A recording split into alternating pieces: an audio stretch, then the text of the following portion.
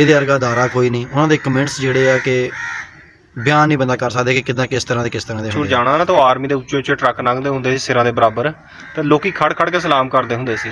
ਹੁਣ ਮੇਰੇ ਖਿਆਲ ਉਹ ਸਲਾਮੀਆਂ ਸਾਰੀਆਂ ਰੈਸਕਿਊ ਵਾਲਿਆਂ ਨੂੰ ਪੈ ਰਹੀਆਂ।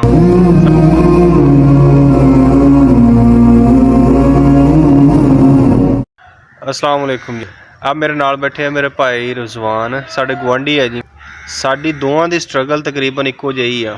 चौथा पंजवां टिकटॉक ਦਾ ਅਕਾਊਂਟ ਬਣਾਇਆ ਭਾਈ ਹੁਣਾਂ ਦਾ, ਇੱਕ ਚੰਗਾ ਭਲਾ ਅਕਾਊਂਟ ਸੀਗਾ ਜਿਹਦੇ ਉੱਤੇ ਕਮ ਮਿਲੀਅਨਸ ਦੇ ਵਿੱਚ ਇਹਨਾਂ ਨੇ ਵਿਊ ਇਕੱਠੇ ਕੀਤੇ। ਮੁੜ ਕੇ ਅਕਾਊਂਟ ਨੂੰ ਪਤਾ ਨਹੀਂ ਕੀ ਰੌਲਾ ਬਣ ਗਿਆ। ਇੱਕ ਹੁਣ ਨਵਾਂ ਬਣਾਇਆ, ਉਹ ਵੀ ਇਦਾਂ ਹੀ ਆ, ਹਲੇ ਵੀ ਕੰਮਕਾਰ ਦੇ ਅੱਧ 'ਚ ਹੀ ਆ। ਬਹਰਹਾਲ ਸੋਸ਼ਲ ਮੀਡੀਆ ਸਾਨੂੰ ਰਾਸ ਨਹੀਂ ਆਇਆ, ਅਸੀਂ ਫੇਰ ਵੀ ਪੰਗੇ ਲੈਣੋਂ ਹਟਦੇ ਨਹੀਂ ਹੈਗੇ। ਅੱਜ ਮੈਂ ਭਾਈ ਨੂੰ ਫੋਨ ਕੀਤਾ ਸਪੈਸ਼ਲ, ਮੈਂ ਕਿਹਾ ਕਿੱਥੇ ਆ ਜੀ? ਟੋਬਿਓਂ ਆਇਆ ਭਾਈ। ਮੈਂ ਕਿਹਾ ਹੁਣ ਭਾਈ ਨਾਲ ਰਲ ਕੇ ਕੋਈ ਵੀਡੀਓ ਬਣਾ ਲਈਏ। ਆਪਣਾ ਭਾਈ ਰਿਜ਼ਵਾਨ ਹੁਣੀ ਹੈਗੇ ਆ ਰੈਸਕਿਊ 1122 ਦੇ ਵਿੱਚ। ਵੈਸੇ ਹੁਣ ਮੇਰੇ ਮੂੰਹ ਤੇ ਬੈਠਾ ਇਸ ਕਰਕੇ ਨਹੀਂ ਮੈਂ ਗੱਲ ਕਰਨ ਲੱਗਾ। ਗੱਲ ਇਹ ਸੀਗੀ ਕਿ ਭਾਈ ਹੁਣੀ ਰੈਸਕਿਊ 1122 ਦੇ ਵਿੱਚ ਕੰਮ ਕਰਦੇ ਆ। ਫਿਲਹਾਲ ਤੁਸੀਂ ਫੇਸਬੁੱਕ ਤੇ ਸੋਸ਼ਲ ਮੀਡੀਆ ਦੇ ਕਿਸੇ ਪਲੇਟਫਾਰਮ ਦੇ ਉੱਤੇ ਵੀ ਇਹ ਪੋਸਟ ਕਰਕੇ ਦੇਖ ਲਓ ਕਿ ਇਸ ਟਾਈਮ ਪਾਕਿਸਤਾਨ 'ਚ ਕਿਹੜਾ ਅਦਾਰਾ ਜਿਹਦੀ ਤੁਸੀਂ ਇੱਜ਼ਤ ਕਰਦੇ ਹੋ, ਕਿਹੜੇ ਲੋਕ ਆ ਜਿਹੜੇ ਇਮਾਨਦਾਰੀ ਨਾਲ ਕੰਮ ਕਰ ਰਹੇ ਆ। ਤੋ ਬਿਲਾ ਮਲਾ ਬੰਦੇ ਤੁਹਾਨੂੰ ਇਹੀ ਕਹਿਣਗੇ ਜੀ ਪਾਕਿਸਤਾਨ 'ਚ ਇਸ ਟਾਈਮ ਜਿਹੜਾ ਅਦਾਰਾ ਇਮਾਨਦਾਰੀ ਨਾਲ ਕੰਮ ਕਰ ਰਿਹਾ ਵਾ ਉਹ ਹੈਗਾ ਜੀ ਰੈਸਕਿਊ 1122 ਵਾਲਾ। ਤੋ ਰਿਜ਼ਵਾਨ ਭਾਈ, ਤੁਹਾਨੂੰ ਕਦੀ ਇੱਦਾਂ ਦਾ ਕੋਈ ਵਾਕਿਆ ਪੇਸ਼ ਆਇਆ ਜਦੋਂ ਲੋਕਾਂ ਨੇ ਬਰਾਹੇ ਰਾਸ ਤੁਹਾਡੇ ਮੂੰਹ ਦੇ ਉੱਤੇ ਆ ਕੇ ਕਿਹਾ ਹੋਵੇ ਭਾਈ ਵੀ ਤੁਸੀਂ ਬਹੁਤ ਚੰਗਾ ਕੰਮ ਕਰਦੇ? अस्सलाम वालेकुम भाई जी। बारहा दफ़ा ये होया है कि बहुत अल्लाह ताला दी करम नवाजी है इस अदारे ते कि साडा रोज़ी दा भी जरिया बनया होया वा और लोगों की खिदमत का जरिया भी बनया होया है। तो लोगों ने बहुत दफ़ा साडे मूँह ते गल कही है कि भाई जी ये अदारा जिहड़ा ना बहुत अच्छा है, तुसीं साडी खिदमत कीती। उन्हां दे इहदे वर्गा अदारा कोई नहीं। उन्हां दे कमेंट्स जिहड़े आ कि ਬਿਆਨ ਨਹੀਂ ਬੰਦਾ ਕਰ ਸਕਦੇ ਕਿ ਕਿੱਦਾਂ ਕਿਸ ਤਰ੍ਹਾਂ ਦੇ ਹੁੰਦੇ ਆ। ਉਸ ਟਾਈਮ ਫਿਰ ਆਪਣੇ ਆਪ ਤੇ ਜਿਹੜਾ ਥੋੜ੍ਹਾ ਜਿਹਾ ਬੰਦੇ ਨੂੰ ਮਹਿਸੂਸ ਕਰਦਾ ਕਿ ਵਾਕਈ ਅਸੀਂ ਸਹੀ ਲਾਈਨ 'ਚ ਹੁੰਦੀ ਆ।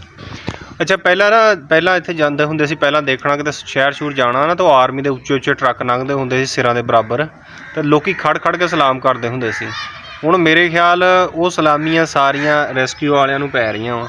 ਸਾਡੇ ਪਿੰਡ ਦੇ ਵਿੱਚ ਨਾ ਕੀ ਹੁਣ ਤਾਂ ਬਲਕਿ ਕਈ ਵਾਰੀ ਹੋ ਗਿਆ, ਮੇਰੇ ਖਿਆਲ ਕਿੰਨੀ ਵਾਰੀ ਹੋ ਗਿਆ ਵਾ, 3-4 ਦਫਾ ਹੋ ਗਿਆ। 3-4 ਦਫਾ ਇੱਦਾਂ ਹੋ ਗਿਆ ਕਿ ਇਹਨਾਂ ਨੇ ਆ ਕੇ ਬਾਕਾਇਦਾ ਤੌਰ 'ਤੇ ਪਿੰਡ ਦੀ ਸਤ੍ਹਾ ਦੇ ਉੱਤੇ ਵੀ ਨਾ ਲੋਕਾਂ ਨੂੰ ਟ੍ਰੇਨਿੰਗ ਦਿੱਤੀ ਆ ਵੀ ਅਗਰ ਹਾਦਸਾਤੀ ਤੌਰ ਦੇ ਉੱਤੇ ਤੁਹਾਨੂੰ ਕਿਤੇ ਲੋੜ ਪੈ ਜਾਂਦੀ ਹੈ, ਤੁਹਾਡੇ ਆਪਣੇ ਪਿੰਡਾਂ ਦੇ ਬੰਦੇ ਤੁਸੀਂ ਕਮ ਅਜ਼ ਕਮ ਇੰਨਾ ਕਰ ਸਕੋ, ਰੈਸਕਿਊ ਦੇ ਮੇਨ ਜਿਹੜਾ ਅਮਲਾ ਪਹੁੰਚਣ ਤੋਂ ਪਹਿਲਾਂ ਨਾ ਤੁਸੀਂ ਉਹਨਾਂ ਜ਼ਿਕਰ ਤਾਂ ਆਪਣੇ ਬੰਦੇ ਨੂੰ ਸਾਂਭ ਸਕੋ। ਸਾਡੀ ਤਰਫੋਂ ਰੈਸਕਿਊ ਦੇ ਸਾਰੇ ਮੈਂਬਰਾਂ ਨੂੰ ਜਿਹੜੇ ਭਾਈਆਨ ਅਦਾਰਿਆਂ ਦੇ ਵਿੱਚ ਸ਼ਾਮਲ ਆ, ਅਸੀਂ ਉਹਨਾਂ ਦਾ ਬਹੁਤ ਸ਼ੁਕਰਗੁਜ਼ਾਰ ਹਾਂ। ਮੈਂ ਸੁਣਿਆ ਰਿਜ਼ਵਾਨ ਭਾਈ ਵੀ ਤੁਹਾਡੇ ਅਦਾਰੇ ਦੇ ਖੁਦ ਜਿਹੜੇ ਮੁਲਾਜ਼ਮ ਬੰਦੇ ਆ ਉਹ ਆਪਣੇ ਤਨਖਾਹ ਦੇ ਵਿੱਚੋਂ ਅਦਾਰੇ ਵਾਸਤੇ ਪੈਸੇ ਦਿੰਦੇ ਆ। ਹਾਵਤ ਜੀ ਗੱਲ ਤੁਹਾਡੀ ਕਿਸੇ ਹੱਦ ਤੱਕ ਠੀਕ ਆ ਕਿ ਕੁਛ ਚੀਜ਼ਾਂ ਜਿਹੜੀਆਂ ਹੁੰਦੀਆਂ ਗੌਰਮੈਂਟ ਕੋਲ ਨਹੀਂ ਪ੍ਰੋਵਾਈਡ ਹੁੰਦੀਆਂ, ਉਹ ਫਿਰ ਮਰੀਜ਼ਾਂ ਨੂੰ ਸਹੂਲਤ ਵਾਸਤੇ ਉਹ ਲੜਕੇ ਜਿਹੜੀ ਆਪਣੀ ਤਨਖਾਹ ਦੇ ਵਿੱਚੋਂ ਲੈ ਕੇ ਵੀ ਮਰੀਜ਼ਾਂ ਨੂੰ ਲਾ ਦਿੰਦੇ ਆ।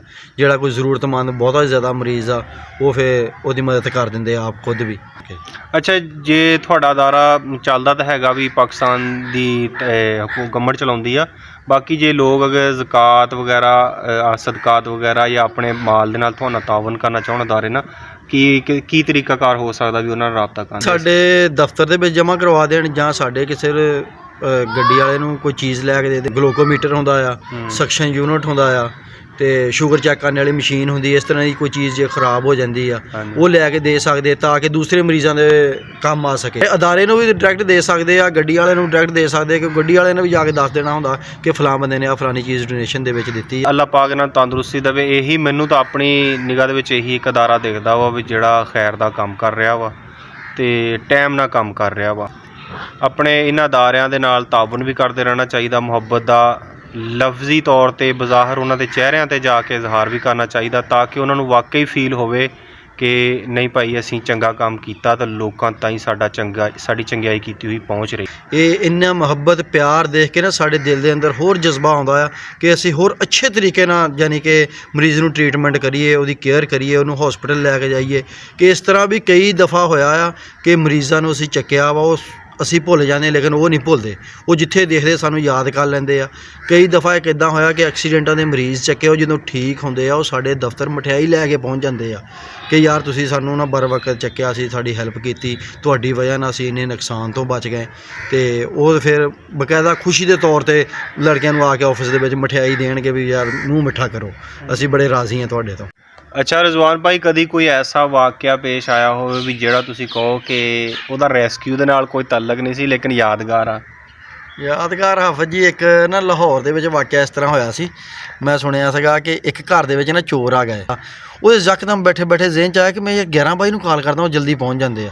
ਉਹਨੇ 11 ਬਾਈ ਨੂੰ ਕਾਲ ਕੀਤੀ, ਮਰੀਜ਼ ਦਾ ਦੱਸਿਆ, ਗੱਡੀ ਆ ਗਈ, ਗੱਡੀ ਨੇ 2-3 ਹਾਰਨ ਬਾਹਰ ਮਾਰੇ ਆ ਕੇ, ਤਾਂ ਆਪਣੀ ਲੋਕੇਸ਼ਨ ਦਿੱਤੀ ਉਹਨੇ, ਅਤੇ ਉਹ ਚੋਰ ਉਹਦੇ ਘਰੋਂ ਭੱਜ ਗਏ। ਉਹ ਬਾਅਦ ਦੇ ਵਿੱਚ ਬੰਦਾ ਘਰੋਂ ਬਾਹਰ ਆਇਆ, ਆ ਕੇ ਰੈਸਕਿਊ ਵਾਲਿਆਂ ਨੂੰ ਪੁੱਛਿਆ, ਹਾਂਜੀ ਵੀ ਭਾਈ ਕਾਲ ਤੁਸੀਂ ਕੀਤੀ ਸੀ? ਕਹਿੰਦਾ ਹਾਂਜੀ ਮੈਂ ਕੀਤੀ ਸੀ। ਮਰੀਜ਼ ਚੈੱਕ ਕਰਾਓ, ਕਿੱਥੇ ਮਰੀਜ਼? ਉਹ ਕਹਿੰਦਾ ਯਾਰ ਸੱਚੀ ਗੱਲ ਦੱਸਦਾ, ਮਰੀਜ਼ ਮੇਰੇ ਕੋਲ ਕੋਈ ਨਹੀਂ ਸੀ ਹੈਗਾ, ਮੈਂ ਘਰ ਫਸਿਆ ਹੋਇਆ ਸੀ, ਬਾਹਰ ਘਰ ਚੋਰ ਫਿਰਦੇ ਸੀਗੇ, ਮੈਨੂੰ ਹੋਰ ਕੋਈ ਨਹੀਂ ਸੁੱਝੀ, ਸਿਰਫ ਰੈਸਕਿਊ 11 ਬਾਈ ਦਾ ਨਾਮ ਆਇਆ ਮੈਨੂੰ।